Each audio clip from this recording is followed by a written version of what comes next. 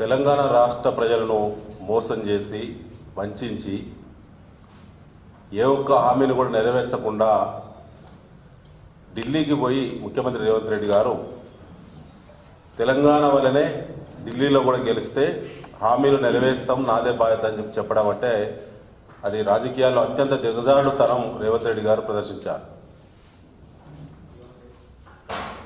తాను ఇక్కడ 100 రోజుల్లో హామీలను అమలు చేస్తామని చెప్పి రాజ్యాంగం మీద ప్రమాణం చేసి ముఖ్యమంత్రి కావడే కాకుండా దేవుళ్ళ మీద ఒట్టు పెట్టి ప్రమాణం చేసి కూడా దేవుళ్ళను కూడా మోసం చేసి ప్రజలను కూడా మోసం చేసిన రేవంత్ రెడ్డి గారు 100 రోజుల్లో హామీలు అమలు చేయకుండా 400 రోజులు గడిచినప్పటికీ రాజ్యాంగం అమల్లోకి వచ్చినటువంటి జనవరి 26న తన హామీ ఇచ్చి 400 రోజులు అవుతున్నది. జనవరి 26 రాజ్యాంగం అమల్లోకి వచ్చినటువంటి పవిత్రమైనటువంటి రోజు. ఆ రోజును అపవిత్రం చేసే ప్రయత్నం చేస్తూ ఉన్నాడు ముఖ్యమంత్రి రేవంత్ రెడ్డి గారు, కాంగ్రెస్ పార్టీ. ఎందుకంటే జనవరి 26వ తేదీనే అనేక పథకాలు ప్రారంభించబోతున్నాం, అన్ని హామీలు నెరవేర్చబోతున్నాం అని చెప్పి ఇటు ఇందిరమ్మ భరోసా కానీ, ఇందిరమ్మ ఆత్మీయ భరోసా కానీ, రేషన్ కార్డుల జారీ ప్రక్రియ కానీ జనవరి 26న మేము ప్రారంభిస్తామని చెప్పడం అంటేనే 100 రోజుల్లో హామీ ఇచ్చి అమలు చేసేటువంటి హామీలు మోసపూరితమైనవి కాబట్టి దాని నుంచి బయటపడడానికి పవిత్రమైనటువంటి రాజ్యాంగం అమల్లోకి వచ్చినటువంటి జనవరి 26ను వేదిక చేసుకోవడం అనేది దుర్మార్గం. అది పవిత్రమైన జనవరి 26 తేదీని కూడా అపవిత్రం చేయడం, రాజ్యాంగాన్ని కూడా అవమానపరచడం అని చెప్పి బీఆర్ఎస్ భావిస్తూ ఉన్నది. ముఖ్యంగా మిత్రులారా, ఒక్కొక్క అంశం గురించి మాట్లాడితే ఇవాళ రైతుల సమస్యలు చాలా ఘోరంగా ఉన్నాయి. క్షేత్రస్థాయిలో, గ్రామాల్లో, పల్లెల్లో ఇలా రైతులకు ప్రతి పంటకు బోనస్ అన్నారు. గద్దెనెక్కిన తర్వాత వరి పంటకు ధాన్యానికి పరిమితం చేసిళ్ళు, ధాన్యంలో సన్నధాన్యానికి అని చెప్పిళ్ళు. అది కూడా పీపీసీ సెంటర్లను గుర్తించడంలో, ప్రారంభించడంలో కావాలని డిలే చేసి ఆ రైతులు పండించినటువంటి ధాన్యం మొత్తం కూడా ప్రైవేటు వ్యక్తుల చేతికి చేరిన తర్వాత కాంటాలు లేటుగా ప్రారంభించి మరి ఏదైతే అసెస్మెంట్ రిపోర్ట్ ఉన్నదో ఎంత ధాన్యం దిగుబడి వస్తాయని చెప్పి ఆ అసెస్మెంట్ రిపోర్టు స్పష్టంగా 55 లక్షల టన్నులు వస్తాయని చెప్పి అంటే ఇవాళ బోనస్ ఎగవేత దృక్పథంతో కుట్రపూరితంగా ఆలోచించి లేటుగా కాంటాలు ప్రారంభించడంతో ఇలా 20 లక్షల మెట్రిక్ టన్నులు మాత్రమే సన్నధాన్యాన్ని కొనుగోలు చేయగలిగిళ్ళు. అంటే దాదాపు 1000 కోట్ల రూపాయలకు మించి బోనస్ మరి మీద ఖర్చు పెట్టే పరిస్థితి కాంగ్రెస్ ప్రభుత్వం చేయడం లేదు. ఆ 1000 కోట్లలో కూడా ఇప్పటికీ 360 కోట్ల రూపాయలు ఇంకా రైతులకు బాకున్నారు. బోనస్ బోగస్ అయింది. ఇప్పటికి కూడా రైతులకు మరి ఎంతో ఆశతో 500 రూపాయలు అదనంగా వస్తుందని చెప్పి అమ్ముకున్నటువంటి రైతులకి ఇంకా కూడా 2 నెలలు గడిచింది పంట ఎత్తి ఇప్పటి వరకు కూడా బోనస్ డబ్బులు చెల్లించకుండా రాష్ట్ర వ్యాప్తంగా ఇప్పటి వరకు 1,50,000 మంది రైతులు ఎదురు చూస్తూ ఉన్నారు అప్పుల పాలై.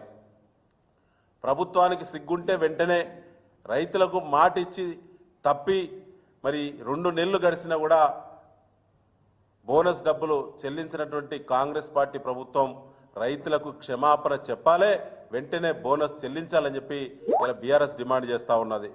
ముఖ్యంగా మిత్రులారా, అడుగడుగున మోసమే. రైతాంగాన్ని అయితే నయవంచన గురి చేసింది కాంగ్రెస్ పార్టీ. ఇలా 50% మించి ఎక్కడ కూడా ఏ గ్రామంలో, ఏ పల్లెలో కూడా ఇవాళ రుణమాఫీ జరగలేదు. రైతు భరోసా పేరు మీద మరి పెంచుతామని చెప్పి ఉన్న డబ్బులను కోత విధించిళ్ళు, రైతులను నయవంచన గురి చేసింది. ఇవాళ ప్రతి ఎకరాకు బాకున్న 17,500 రూపాయలకు గాను 2 టర్ముల 2 సీజన్ల యొక్క రైతు భరోసా అంతకుముందున్న బకాయి చెల్లించాల్సిన మరి కాంగ్రెస్ పార్టీ ప్రభుత్వం ఇవాళ 6,000 రూపాయలు ఇవాళ 26వ తారీఖున ఇస్తామని చెప్పి తప్పించుకునే ప్రయత్నం చేస్తూ ఉన్నారు. ఇక్కడ ప్రకటనల రూపంలో తప్పించుకున్నా రేపు క్షేత్రస్థాయిలో, గ్రామాల్లో, పల్లెల్లో కాంగ్రెస్ పార్టీ అధికార పార్టీ నాయకులను, ఎమ్మెల్యేలను, మంత్రులను, ముఖ్యమంత్రిని నిలదీస్తారు రైతులని చెప్పి సందర్భంగా హెచ్చరించడం జరుగుతూ ఉన్నది. అడుగడుగున మోసం చేసి ఇవాళ కేవలం జనవరి 26 తేదీ వాళ్ళ టార్గెట్ ఏంటంటే గ్రామాల్లో పర్యటిస్తే ఏ అంశాల పట్ల ప్రజలు వివిధ వర్గాలుగా విడిపోయి నిలదీస్తారనేటువంటి భయం ఉందో, వాళ్ళకి ఇంటెలిజెన్స్ రిపోర్ట్ ఉందో, దాని నుంచి బయటపడడం కోసం మాత్రమే జనవరి 26 వేదిక చేసుకొని అన్ని పథకాలు ఆరంభించేటువంటి మరి ప్రచారానికి మాత్రమే వాళ్ళు తెరలేపడం జరుగుతూ ఉన్నది.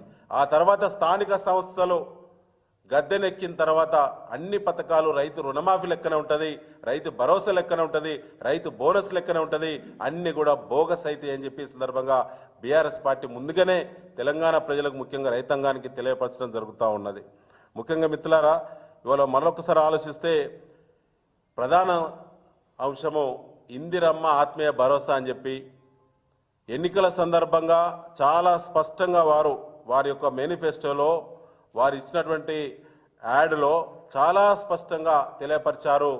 మేము ప్రతి జాబ్ కార్డు ఉన్న ఉపాధి హామీ జాబ్ కార్డు ఉన్నటువంటి ప్రతి రైతు కూలీకి, వ్యవసాయ కూలీకి 12,000 రూపాయలు చెల్లిస్తామని చెప్పి చాలా స్పష్టంగా చెప్పారు. జాబ్ కార్డు ఎవరికి ఉంటుంది? ప్రతి కుటుంబానికి ఉంటుంది. కానీ హామీ ఏమి ఇచ్చారని స్పష్టంగా ఇచ్చారు, ప్రతి వ్యవసాయ కూలీకి అన్నారు. కానీ వాళ్ళ మళ్ళీ కండిషన్ ఏం పెట్టి గద్దెనెక్కిన తర్వాత జాబ్ కార్డును ఒక యూనిట్గా తీసుకుంటాము, ఒక కూలీని కాదని చెప్పి మళ్ళీ మాట మార్చింది. ఇప్పుడు జాబ్ కార్డుకి అది కూడా 20 రోజుల పని దినాలు చేసుంటే, అది గడిచిన 2023-24 సంవత్సరానికి సంబంధించిన ఉపాధి హామీ పని దినాల్లో 20 రోజులు పూర్తి చేసినటువంటి కుటుంబానికి అంటున్నారు. అప్పుడు వ్యవసాయ కూలీ అన్నారు, ప్రతి ఒక్క వ్యవసాయ కూలీకి అన్నారు. ఇవాళ జాబ్ కార్డుని అడ్డం పెట్టిళ్ళు ఏరువేతలో భాగంగా. ఇవాళ జాబ్ కార్డు ఉన్నటువంటి వాళ్ళ సంఖ్య ఈ రాష్ట్రంలో 58,50,000 ఉంది.